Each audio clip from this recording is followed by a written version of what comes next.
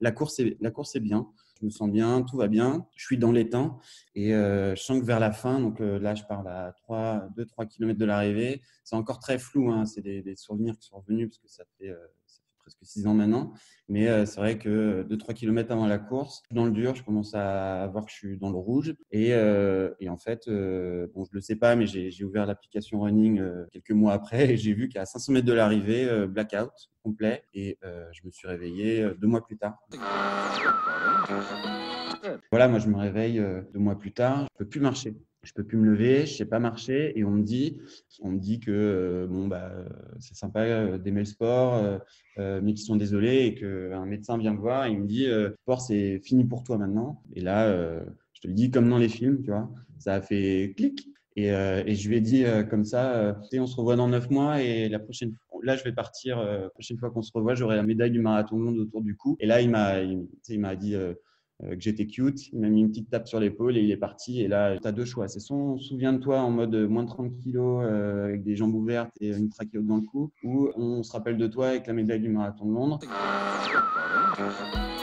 Bonjour à tous, je m'appelle Guillaume et je suis très heureux de vous accueillir dans le premier épisode de ce podcast Course Épique.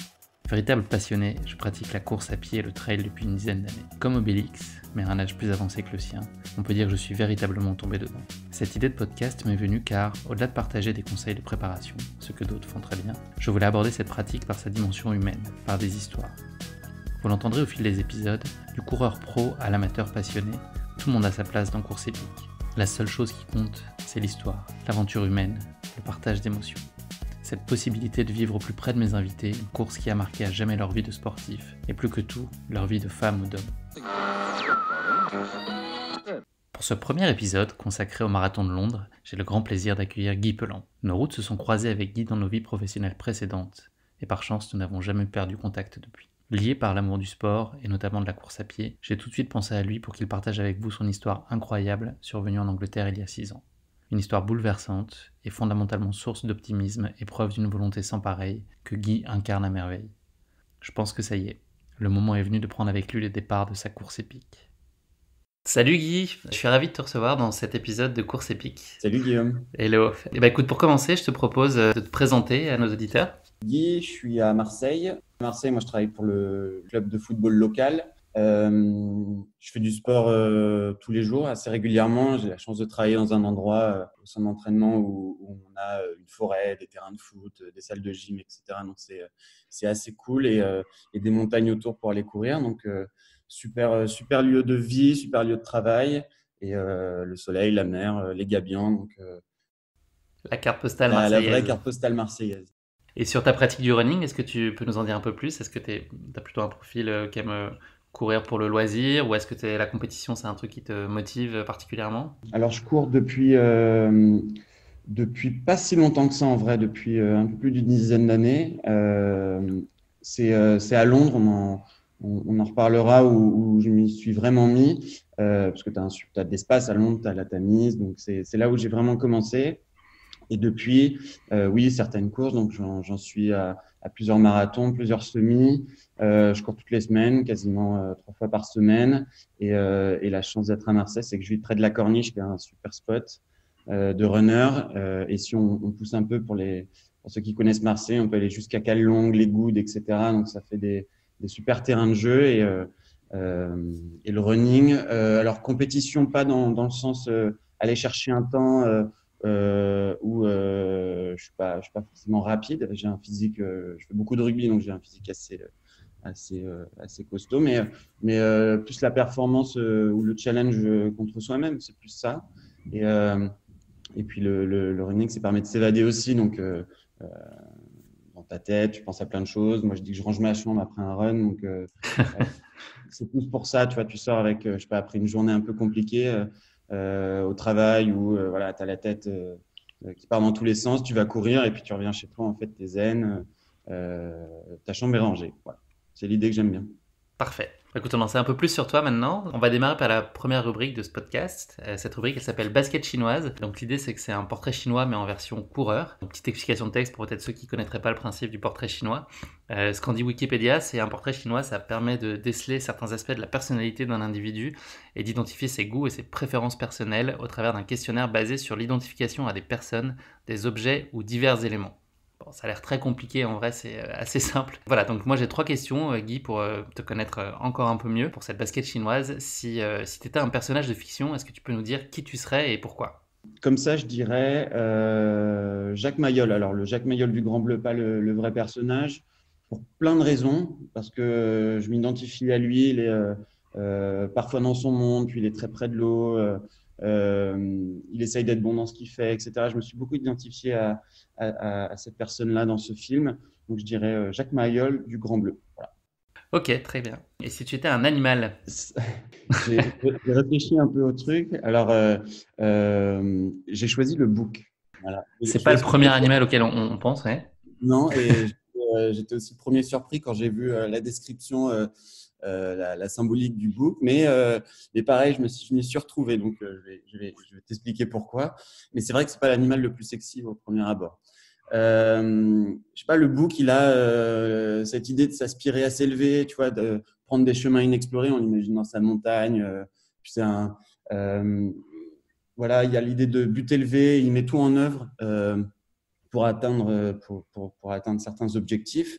Et puis, je trouve qu'il est jamais aussi bon que quand il est au pied du mur. Et c'est quelque chose que j'ai pu vivre plusieurs fois aussi. Dernière question dans le cadre de ce portrait. Quel est le film qui illustrerait le mieux, voilà, le coureur que tu es? On a déjà parlé du Grand Bleu, mais est-ce qu'il y en a un autre qui te semble représentatif? Il y en a plein hein, des films là-dessus, mais j'en ai un. J'espère, ou je ne sais pas si tu l'as déjà vu, mais en tout cas, je t'encourage toi et puis tous ceux qui nous écoutent à le voir. C'est La vie rêvée de Walter Mitty.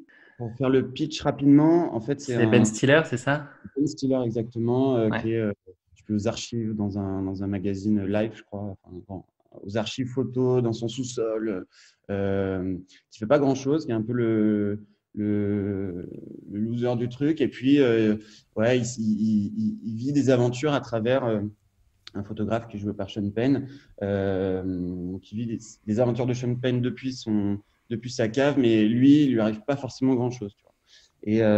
Et puis, La vie pas rêvée de Walter Mitty, finalement.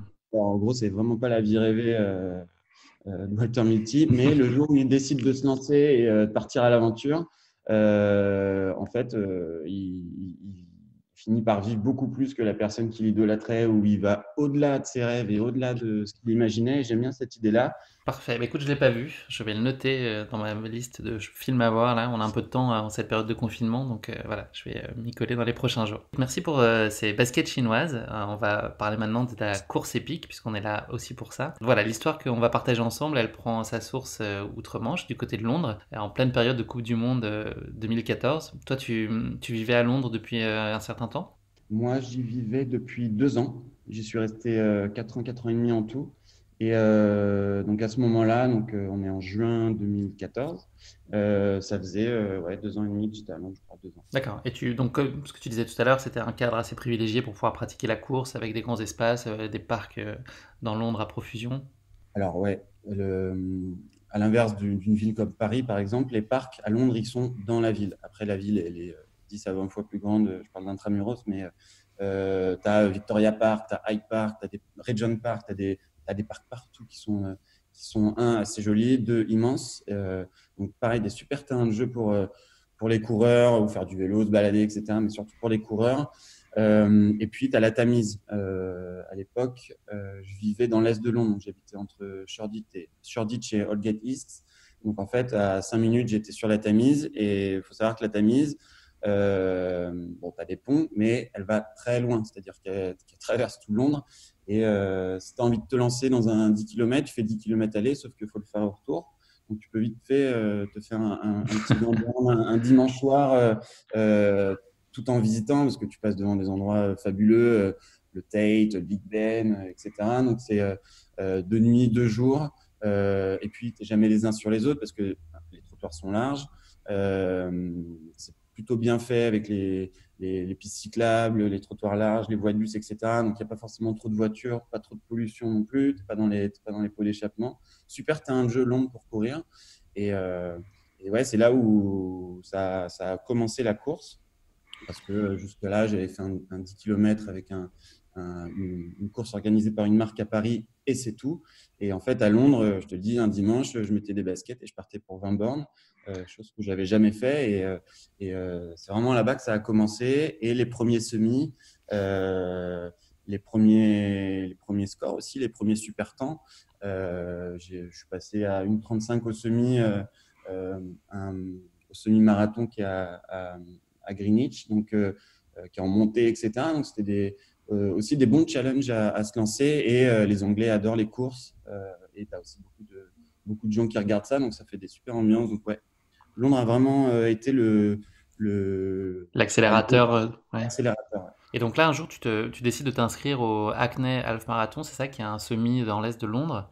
De ce que j'ai lu, moi, sur la course, ils disent que le parcours est très festif, il y a des rues assez plates et roulantes. Ils annoncent des groupes live et des DJ un peu partout pour soutenir les coureurs tout le long du parcours. Donc voilà, c'était la promesse d'une belle fête. Ça s'est pas exactement passé comme ça pour toi ce jour-là. Juste sur cette course-là en particulier, dans quelles conditions physiques et mentales tu t'es présenté sur la ligne de départ? C'est là qu'était le problème, c'est quand tu n'es pas forcément accompagné ou que tu fais un peu voilà, des bêtises comme c'était mon cas. Il faut savoir qu'une semaine avant le semi-marathon, j'avais fêté mes 27 ans, donc beaucoup d'excès. Et puis la course était un samedi de mémoire et le jeudi précédent, dans ma prépa, j'étais parti et j'avais fait un semi dans Victoria Park. Donc franchement préparé. Un Pas semi par un forcément semi, ouais, c'est peut-être pas la meilleure option. par un semi, c'est vraiment pas la bonne option, mais je sais pas, ce jour-là, j'avais envie d'y aller. Et, euh, et surtout, ce qui a pêché aussi, c'est une très mauvaise alimentation. Donc voilà, je vais faire un retour d'expérience aussi aux personnes qui nous écoutent, mais l'alimentation, ça fait vraiment partie à part entière. C'est même la moitié d'une préparation, c'est l'alimentation. À l'époque, alors, je voulais perdre du poids parce que je voulais passer sous les 1,30 pendant ce semi. Donc, j'allais vraiment là pour le coup en quête d'un objectif, mais mal préparé et mal alimenté. Donc, quand je dis mal alimenté, c'est que pour perdre du poids, je m'étais mis en tête qu'il fallait que je mange beaucoup de légumes, du poulet, des œufs, des épinards. Et en fait, un régime trop protéiné. Il faut savoir qu'un régime trop protéiné, ça fait fonctionner les reins un peu trop qu'il devrait. Et on en parlera tout à l'heure, mais ça a été la raison de ce qui m'est arrivé après. Mais voilà, en tout cas, j'arrive au semi le matin, donc voilà, au départ. Il faut savoir qu'il démarre dans le parc olympique de Londres, donc là où ils avaient accueilli les JO 2 ans avant. Donc super lieu, super ambiance, effectivement, des DJ partout. L'Est de Londres, c'est le quartier un peu hipster, etc. Donc c'est vrai qu'il y avait des DJ assez cool, des mecs qui faisaient du beatbox et tout. Donc super ambiance. Le départ est donné. Et voilà, quelles sont tes sensations? Comment sont passés les premiers kilomètres?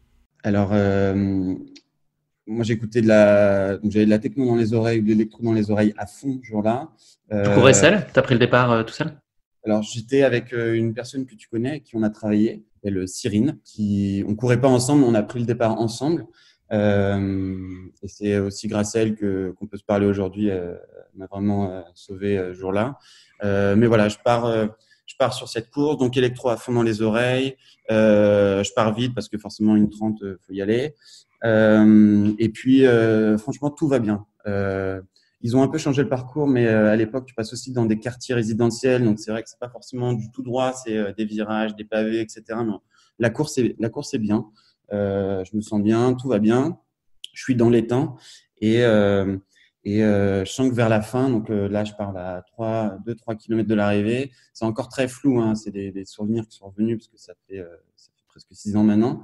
Mais c'est vrai que 2-3 km avant la course, je suis dans le dur, je commence à voir que je suis dans le rouge et en fait, bon, je le sais pas, mais j'ai ouvert l'application Running quelques mois après et j'ai vu qu'à 500 mètres de l'arrivée, blackout complet.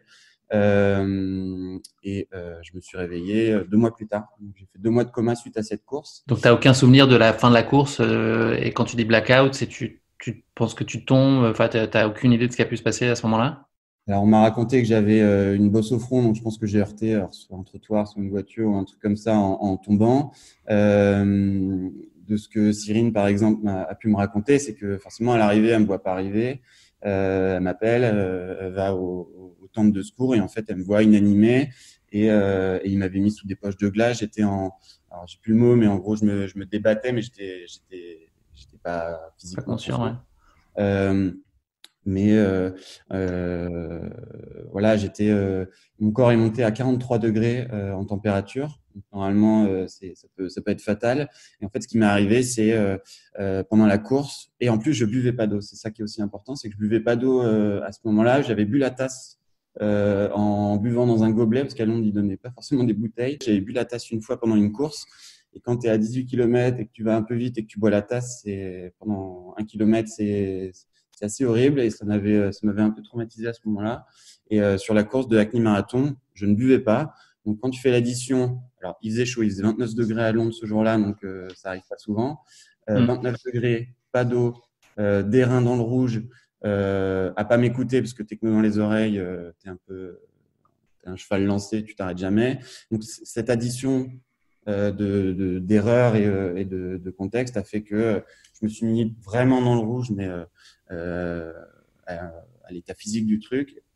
Donc, mes reins ont arrêté de fonctionner et après, c'est tout un, tout un processus dans ton corps. Donc, c'est comme dans une voiture, s'il n'y a plus le circuit réfrigérant, le moteur chauffe et c'est ça qui s'est passé. Je suis monté à 43 degrés et ce qui normalement est fatal, c'est là que je me suis évanoui et ils m'ont mis sous des poches de glace. Je gonflais apparemment. Enfin, c'est des réactions assez folles.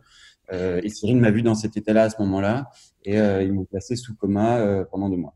Pour revenir là sur ce moment où ça se passe, toi, t'avais pas, il n'y a pas eu d'altération progressive qui t'ont fait dire, ok, là, juste, il faut que j'arrête, enfin, il faut que je temporise un peu, ou je me mette sur le côté, que je marche. Ça a été vraiment très soudain, en fait. C'était passé en mode off d'une seconde à l'autre, c'est ça? T'as pas eu le temps d'anticiper vraiment? Non, vraiment pas. Et, euh, et vraiment, ça se passait bien. Tu vois, je me revois. Alors, c'est des flashs, mais je me revois dans les temps. Le seul truc dont je me souviens, c'est ouais, 2-3 kilomètres avant où voilà, je commence un peu à serrer les dents, mais je pense allez, comme tout coureur sur une course mi ou longue distance, mais pas d'évanouissement ou à marcher, tituber, etc. Ça, pas du tout. C'est vraiment hop, la lumière s'éteint et voilà. Et donc, les 2 mois qui ont suivi, finalement, on te les a racontés. Toi, t'as aucun souvenir conscient de ce qui a pu se passer pendant cette période? Non, 2 mois de coma, j'appelle ça une grande sieste. Bon, je vais pas m'épancher sur ce que tu imagines une longue nuit de 2 mois, donc tu fais des rêves assez fous. Enfin voilà, moi je me rappelle de ça. Par contre, le réveil, c'est un peu compliqué parce que forcément, tu ouvres les yeux, tu comprends pas forcément ce que tu fais là, ni qui sont les gens autour de toi habillés en bleu avec des masques. Et puis ouais, on te raconte progressivement parce que si on te dit tout de suite, ça peut être assez Traumatisant, j'imagine. traumatisant et c'est vrai que t'es plutôt bien accompagné dans ces cas-là, que ce soit par le service médical et toute l'équipe de Homerton Hospital dans l'Est de Londres. Donc ça, je les remercierai jamais, mais aussi de l'entourage familial, amical, qui doit te raconter, qui est briefé pour te raconter les choses progressivement. Mais voilà, moi, je me réveille 2 mois plus tard, j'ai moins 30 kilos de ce que je fais d'habitude. Donc, de 85, je passe à 55.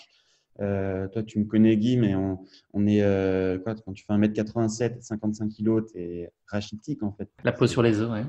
La peau sur les os, les joues creusées, plus de muscles.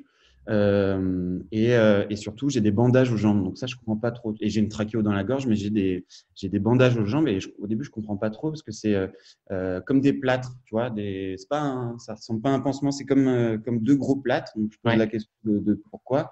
Et en fait, une des conséquences de ce qui m'est arrivé, c'est que euh, donc c'est un syndrome d'éloge que j'ai eu et le coup des reins qui s'arrête, ça s'appelle une thermaline aiguë. Mais le syndrome d'éloge, en fait, ça fait gonfler tes jambes. Donc l'acide lactique qui est normalement traité par tes reins et qui est sécrété pendant un effort, en fait, il est plus traité par tes reins. Donc en fait, il stagne dans les muscles, dans des poches de muscles. Et en fait, cet acide lactique commence à nécroser et à manger en fait tes muscles. Donc en fait, pour éviter ça, ils m'ont ouvert les jambes. 8 grosses cicatrices sur toutes les jambes, mais on dirait un perfecto, hein. C'est une veste zippée, les jambes J'ai maintenant. vu les photos, c'est assez spectaculaire, effectivement. Ouais. Ça fait des histoires à raconter aux petites vieilles sur la plage qui posent des questions. Et comme Walter Milty, tu vois, j'ai raconté des crocodiles, des trucs, enfin, bref. Mais donc je me réveille avec ça et en fait, ouais, ils m'ont ouvert partout pour justement laisser passer et évacuer ce, ce truc qui commençait à nécroser. Donc je me réveille moins de 30 kilos, des jambes ouvertes et à l'époque c'était ouvert, il y avait des écarteurs et tout, donc le truc assez horrible et surtout je comprends pas et je peux plus marcher. Je peux plus me lever, je sais pas marcher, et euh, euh, on me dit que bon bah c'est sympa d'aimer le sport, mais qu'ils sont désolés et qu'un médecin vient me voir et il me dit le sport c'est fini pour toi maintenant, désolé, mais tu peux plus, etc. Donc voilà l'état un peu dans lequel tu te Donc, retrouves. t'encaisses tout ça là, la première, enfin, tu te réveilles et tu prends toutes ces informations d'un Ouais, seul coup. c'est assez violent et heureusement, voilà, j'étais accompagné, même si à l'étranger, j'avais ma famille qui faisait des allers-retours, j'avais des amis sur place, donc Cyril dont je parlais tout à l'heure et d'autres amis qui me rendaient visite régulièrement, mais c'est assez violent et surtout, tu es en trouble du sommeil, tu viens de dormir 2 mois, tu viens de faire des rêves assez chelous et je voulais pas me rendormir, donc pendant 2 semaines, j'ai pas dormi une minute, donc ça fait que tu es en trouble du sommeil, t'encaisses le fait que tu peux pas faire de sport, tu as moins de 30 kilos, tu peux pas marcher, tu es un légume et tout. Franchement, violent. Tu refusais en fait l'idée de dormir, c'est ça? Tu avais peur des conséquences et potentiellement de pas te réveiller? Ouais, non, en fait, je voulais pas retourner dans les rêves que j'avais fait Ouais. pendant le coma. Et donc, ouais, assez violent tout ça. Le coup de grâce, mais qui en fait a été un vrai déclic je l'ai remercié hein, depuis. Mais c'est ce médecin qui vient me voir et qui me dit le sport, c'est terminé. Euh, Euh, et là, je te le dis comme dans les films, tu vois, ça a fait clic, gros déclic dans ma tête. Et je lui ai dit comme ça, bon, je te le fais en français, mais ok, bah écoutez, on se revoit dans 9 mois et la prochaine fois, là je vais partir quand je partirai, mais la prochaine fois qu'on se revoit, j'aurai la médaille du marathon de monde autour du cou. Et là, il m'a dit que j'étais cute, il m'a mis une petite tape sur l'épaule et il est parti. Et là, j'ai dit ok. Tu vas voir ce qui va se passer, mon coco. C'est exactement ça, mais c'était pour lui, mais aussi pour moi et surtout pour les autres. Voilà, il y a un truc qui s'est fait, mais vraiment, je te le dis comme dans les films, c'est pas, je dis pas ça je dis pas ça pour comme ça. C'est ok. Donc en fait, t'as deux choix. C'est soit souviens-toi en mode moins de 30 kilos avec des jambes ouvertes et une trachéote dans le cou, ou on se rappelle de toi avec la médaille du marathon de Londres. Et donc c'est aussi pour moi, c'est aussi pour les autres et c'est aussi l'image que je voulais donner parce que faut pas oublier un truc, c'est qu'à ce moment-là, en fait, j'ai failli y passer, c'est-à-dire ils avaient même mis mon père dans une chapelle en disant bon, dites au revoir à votre fils, on est passé par là quand même, tu vois. Et donc tu as quand même cette idée en fait, la lumière elle peut s'éteindre à tout moment, donc autant faire les choses à fond, quoi. Et autant les faire dès que tu as envie. Donc c'est vraiment tout ce mélange de sensations et aussi tu vois, de réaction à ce que ce médecin m'avait dit qui s'est mélangé et ça a fait comme une petite bombe. Et ok, bon bah écoute, là tu peux pas marcher, tu sais plus marcher, mais il y a un marathon de Londres, donc on est en août, hein, le marathon de Londres il est en l'avril suivant. Voilà, go objectif, le challenge. Donc là, on est à un moment de ta vie où tu peux à peine mettre un pied devant l'autre, concrètement, de ce que je comprends. Comment est-ce que toi, tu bascules en mode préparation? Comment est-ce que tu dis que tu vas restructurer tout ça? Est-ce que tu as besoin d'être épaulé dans tout ça? Enfin voilà, comment est-ce que tu envisages cette préparation et les différentes étapes? Bon, je me suis vite refroidi hein, parce que en fait, l'objectif de la semaine avec le kiné, c'était de marcher 1 mètre. Puis la semaine suivante, c'était de faire l'aller-retour, donc 2 mètres.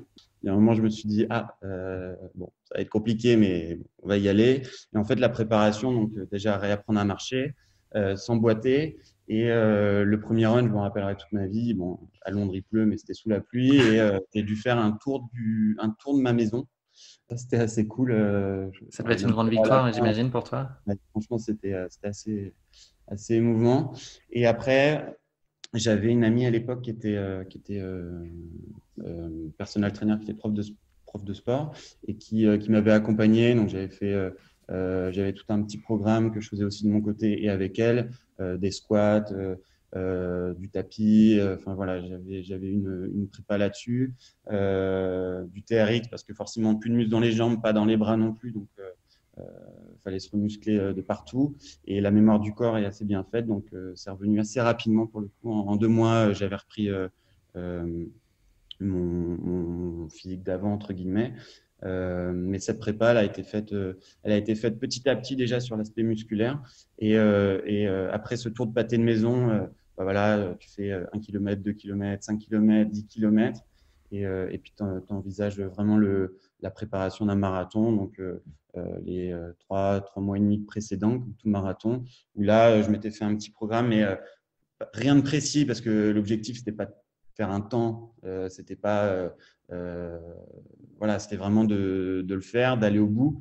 Donc, j'avais fait une sortie longue qui était un peu le test de tout ça. Donc, j'avais fait Hyde Park un dimanche matin, 30 km dans Hyde Park, donc je le connais par cœur maintenant. Et la préparation, elle s'est faite comme ça, un peu maladroitement, mais surtout pour se tester petit à petit. Tu étais suivi à ce moment-là par le staff médical? Est-ce qu'ils t'accompagnaient? Est-ce qu'ils ont essayé de te dissuader peut-être ou de te dire que c'était pas raisonnable à faire à partir du moment où toi tu avais basculé sur cet objectif-là? Donc, j'imagine tu as parlé avec eux. Est-ce qu'ils ont essayé de te dire que c'était pas faisable ou pas, en tout cas pas souhaitable?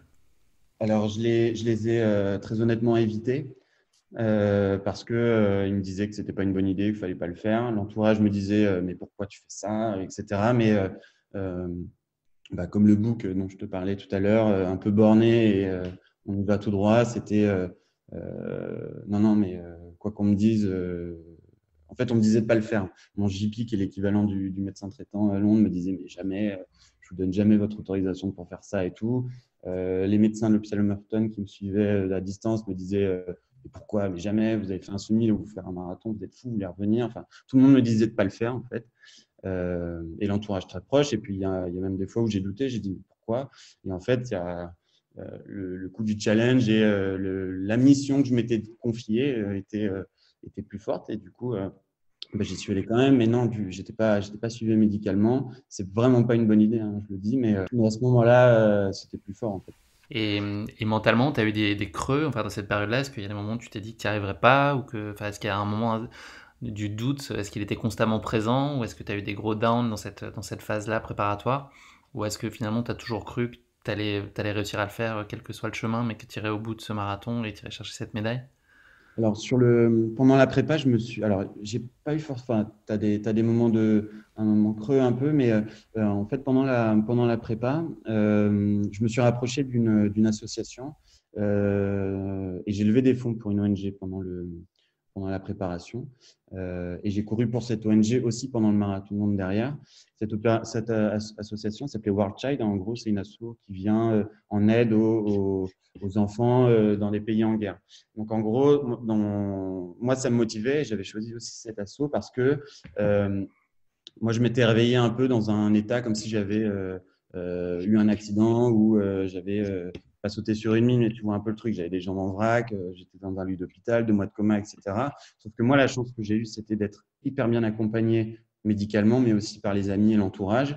Et cet assaut-là redonnait en fait un entourage comme moi j'avais eu et un climat d'accueil, etc., à des enfants qui, en zone de guerre, n'ont pas cette chance. Donc, en fait, j'avais choisi cet assaut-là et non seulement je le faisais pour eux, j'ai levé pas mal d'argent pour eux pendant la préparation et je remercie tous les gens qui avaient donné à ce moment-là aussi.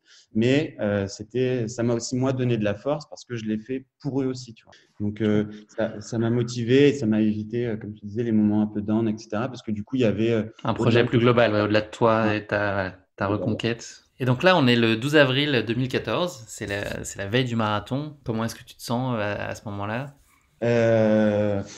Déjà, compliqué. Tu dors pas forcément bien avant une course en général. Tu as déjà vécu ça aussi. Tu as du mal déjà à la base à dormir. Mais en plus, je me disais… et c'est là, en fait, les vraies questions arrivent. Pourquoi t'es pas certain d'arriver t'es pas certain d'arriver à l'arrivée, mais aussi, je me suis dit, mais ça se trouve, médicalement, je suis pas du tout bon et en fait, il va se repasser ce qui m'est déjà arrivé 9 mois avant. Donc, c'est un mélange d'appréhension parce que c'est aussi mon premier marathon et puis l'aspect santé où tu te dis, ça se trouve, la lumière elle peut se rééteindre à tout moment. Donc, tu vois, c'est cette espèce de sensation la veille. Euh, et, mais motivé quand même, tu vois. J'avais des messages bienveillants d'amis, de famille, etc. Mais voilà, la nuit compliquée, pas forcément un gros sommeil. J'ai dû dormir 3-4 heures grand max. C'est surtout le matin où là, tout a changé. C'est excitation maximale. Et en fait, là, tu rentres vraiment dans ta bulle. Et c'est là où, vu que c'est aussi mon premier marathon, donc je te parle aussi à ce moment-là comme quelqu'un qui découvre toutes ces sensations-là. C'est voilà, je pense que tous les marathoniens qui nous écoutent ont connu ça. C'est le matin quand tu te rends sur le lieu de départ. Dans la tête, c'est génial. C'est un mix d'excitation, d'appréhension. Tu as une boule au ventre, mais en même temps, c'est une bonne boule au ventre, tu vois. Et c'est tout ça qui se passe. Et en fait, à Londres, c'est pas mal organisé. Donc, tu n'as pas le temps. Enfin, tous les métros sont gratuits, tous les métros sont bien faits. Il n'y a pas de file d'attente. Donc, tu as vraiment t'as qu'un truc auquel penser, c'est ta course, ta bulle. Et c'est là-dedans que je me retrouve le matin, le matin de la course. Et le départ du marathon long, il est dans un coin assez cool. C'est Greenwich Park, donc c'est tout à l'est. C'est un super parc, une super forêt. Et le départ se passe là-bas. Et donc, voilà, le matin du départ. Le marathon de Londres, il y a un peu moins de personnes qu'à Paris. On parle quand même de 40 000 personnes, 45 000 personnes. Donc, c'est quand même du monde. Mais super excitation le matin. Et puis, premier marathon, ça y est, on y est. Ça fait 9 mois qu'on se bat pour ça. Et c'est parti pour la bagarre parce que 42 km, c'est long et il va falloir les faire maintenant. Le marathon de Londres est réputé pour son ambiance, là, aussi hyper festive. Tu perçois ce qui se passe autour de toi ou t'es déjà t'es plongé dans ta bulle et focus sur toi, tes sensations et sur ton objectif, ou est-ce que tu arrives aussi à te laisser porter par ce qui se passe autour de toi au moment de prendre le départ, au-delà de la ferveur et de l'excitation que toi tu ressens? Est-ce que tous les éléments exogènes, ils arrivent jusqu'à toi, ou est-ce que tu es vraiment focus et hermétique à tout ce qui se passe autour? En fait, les Anglais, je les adore parce que, tu vois, là où, par exemple, sur le semi, j'avais été dans ma bulle parce que musique à fond dans les oreilles, dans mon truc. En fait, là, sur le marathon de Londres, j'ai très vite été décroché par les gens autour.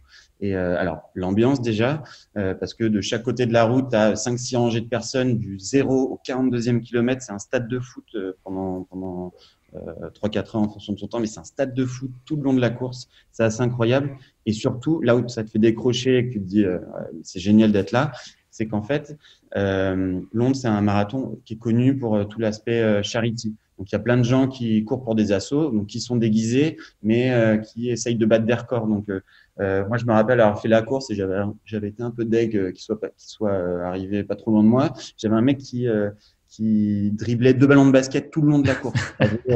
T'avais un militaire, donc je pense que lui, il avait dû perdre un pari, mais il était en Rangers, en tenue militaire, casqué, gros sac dans le dos, il courait. Quel enfer! Ouais, quel enfer pour lui. Mais en fait, tu avais un mec qui était déguisé en oreille, tu avais un mec en Tour Eiffel, tu avais des gars qui portaient des trucs. Et en fait, c'est une super ambiance. Et tu as des gens déguisés partout, déguisés en princesse. Enfin, tu vois, tous ces gens-là, en fait, ils font ça pour le Guinness Book ou autre, mais aussi pour des charities. Et ça te donne, tu vois, ce mélange de ambiance stade de foot, gens un peu fous autour de toi qui tentent des trucs incroyables.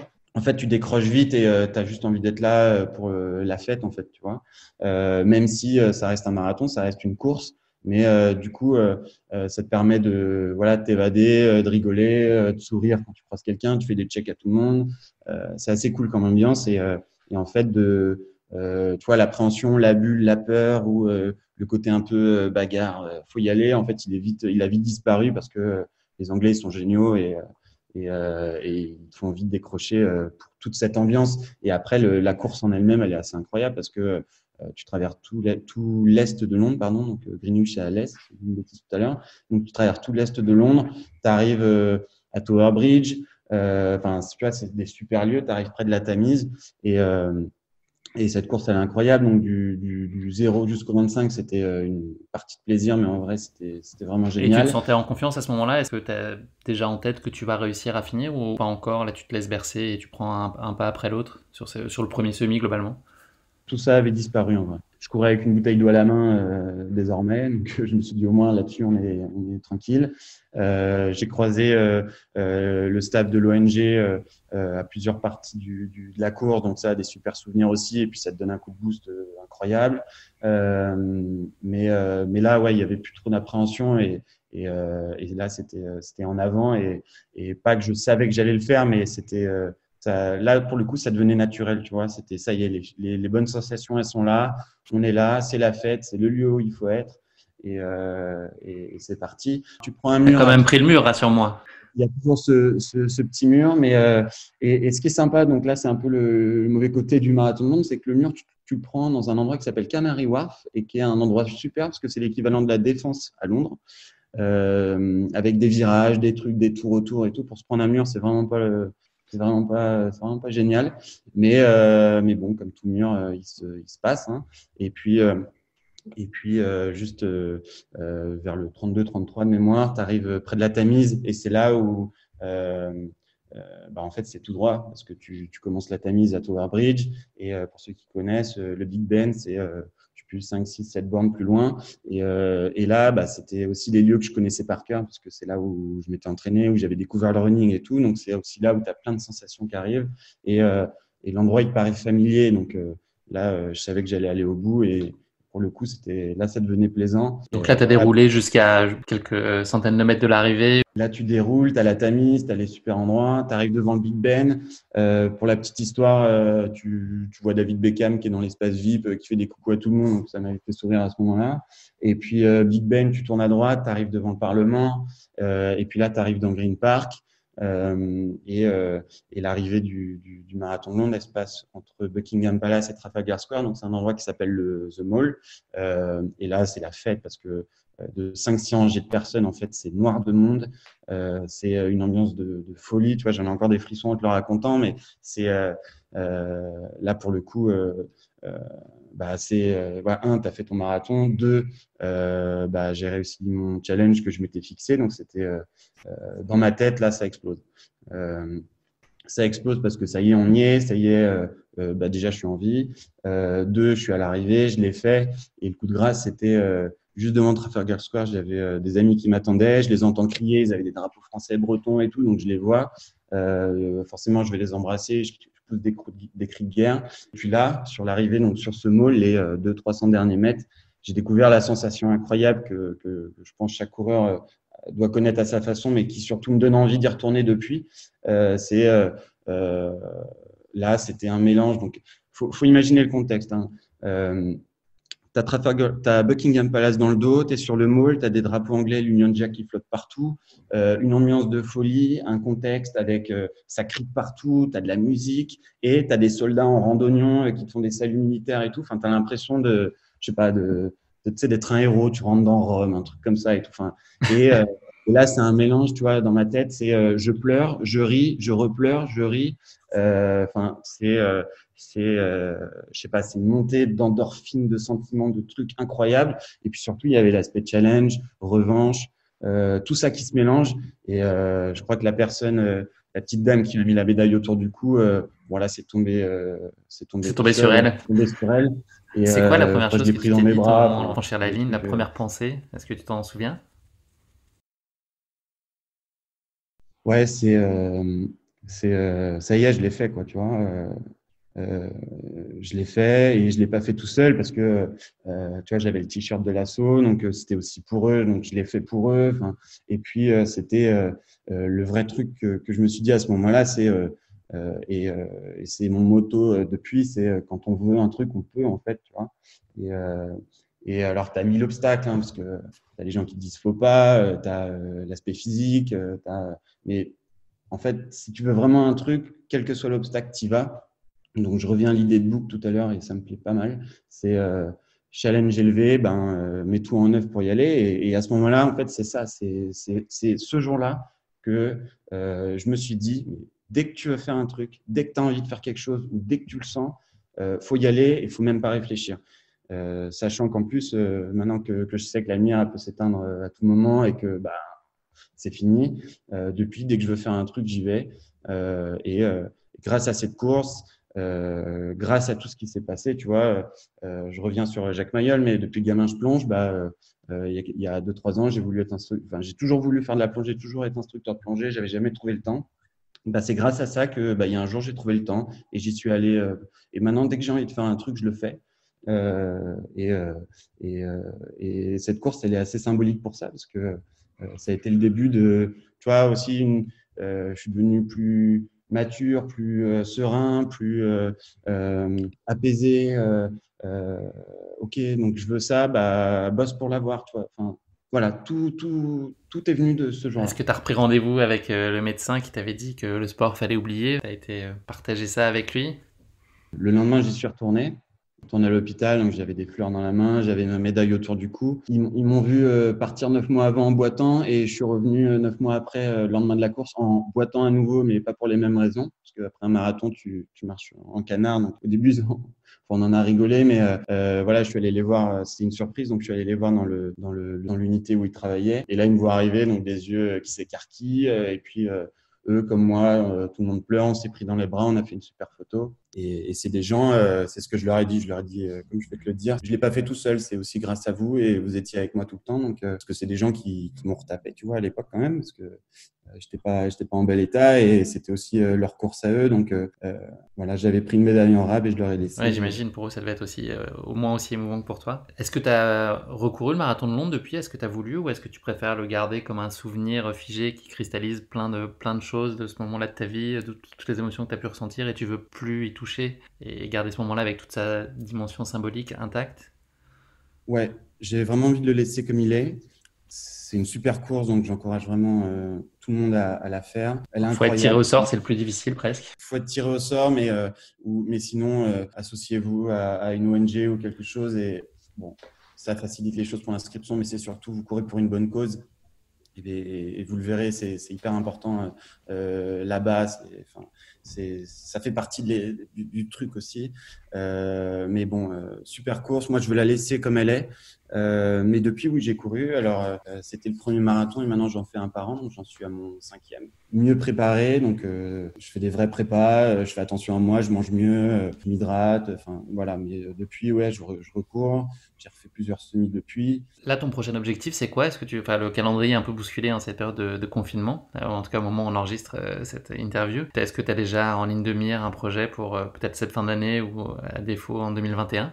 Alors maintenant, ouais. Alors j'avais Madrid par exemple, Madrid ou Rome. En fait, maintenant les marathons, j'ai trouvé un truc assez cool. C'est je cours un marathon dans une ville où j'ai jamais mis les pieds. Comme Mhm. ça, je profite du marathon et des 42 kilomètres où on a aussi que ça à faire, c'est de visiter et de regarder autour de soi dans une ville que tu connais pas. Donc, tu as l'impression que le temps passe plus vite aussi. Donc depuis, tu vois, Tel Aviv, j'avais jamais été, Barcelone, jamais été, Lisbonne à l'époque, jamais été. Donc là, je voulais faire Madrid là en avril, mais avec le confinement compliqué. Donc on verra pour l'automne, mais un marathon par an et peut-être un jour te suivre sur un ultra ou quelque chose comme ça pour aller découvrir J'y suis pas d'autres encore, sensations. je vais franchir le pas, j'espère, mais je serais ravi qu'on prenne le départ ensemble en tout cas. Écoute, merci beaucoup Guillaume pour toute cette histoire, je trouve pleine d'espoir et qui illustre en tout cas ta détermination hyper impressionnante. Au-delà du fait que tu sois passé à travers quand même ce trou d'air énorme où tu aurais pu y rester, c'est incroyable que tu aies œuvré et que tu aies eu le mental pour te sortir de tout ça. Je voulais te remercier parce que c'est la première fois que je le raconte comme ça, aussi longtemps, dans le détail. J'avais jamais fait l'exercice. Écoute, Je te remercie. c'est un plaisir que tu nous aies raconté ça en tout cas. Et oui, pour conclure, tu l'as touché du doigt tout à l'heure, mais voilà, est-ce que habituellement il y a le mot de la fin. Là, ça va être plutôt le motto de la fin. En gros, le motto, c'est l'espèce de devise qui t'inspire ou qui te guide dans la vie. Pour toi, ce serait quoi, cette espèce de mantra et voilà, cette espèce de lumière tout en haut là qui te guide et qui t'accompagne dans tout ce que tu entreprends? Ouais, alors je l'ai dit tout à l'heure, mais je vais le redire d'une autre façon. C'est quand il y a une volonté, il y a un chemin. Donc pour les coureurs, ça peut bien l'illustrer. C'est vous voulez un truc, allez-y, parce qu'il y a forcément une route qui y mène et il faut juste mettre ses baskets et y aller. Mais voilà, quand on veut quelque chose, on peut l'avoir. Faut le vouloir, c'est bien, mais faut aussi y aller. Donc mettez vos baskets et allez chercher euh, ce que vous voulez atteindre. Et c'est un truc qui me guide depuis ce jour-là et encore aujourd'hui. Et, voilà, je veux réaliser un rêve d'enfant, boum, je le fais. Je suis à Paris, je veux m'installer pour des raisons personnelles à Marseille. Le lendemain, j'y suis. Enfin, tu vois, ça me guide vraiment tout le temps maintenant. Génial.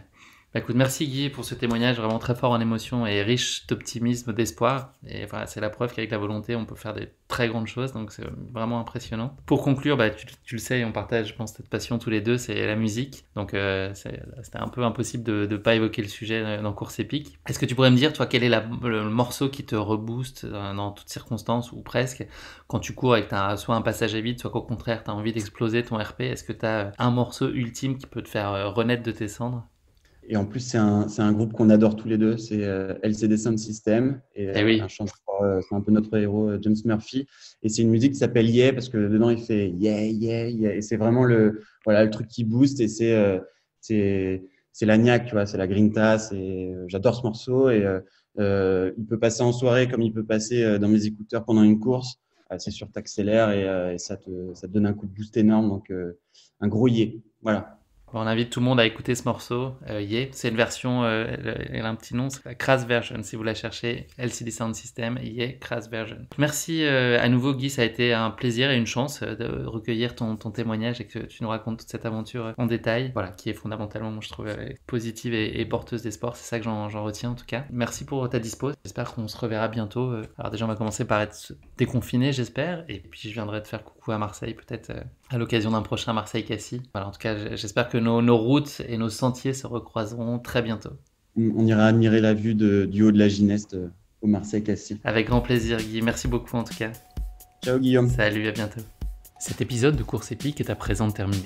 Vous avez vous-même vécu une course épique? N'hésitez pas à prendre contact avec moi à l'adresse guillaume@courseepique.fr. Et si vous avez des idées, des suggestions ou des remarques pour améliorer ce podcast, vous pouvez les partager avec moi à cette même adresse. Cet épisode vous a plu? Vos 5 étoiles sur iTunes seront précieuses pour le faire connaître. N'hésitez pas à parler de course épique autour de vous, je suis sûr que vous comptez beaucoup de passionnés de trail et de running dans votre entourage. Merci et rendez-vous dans le prochain épisode de Course épique avec Sylvain Cusso qui viendra partager avec nous son incroyable aventure à l'Ultrafjord en Patagonie. À bientôt.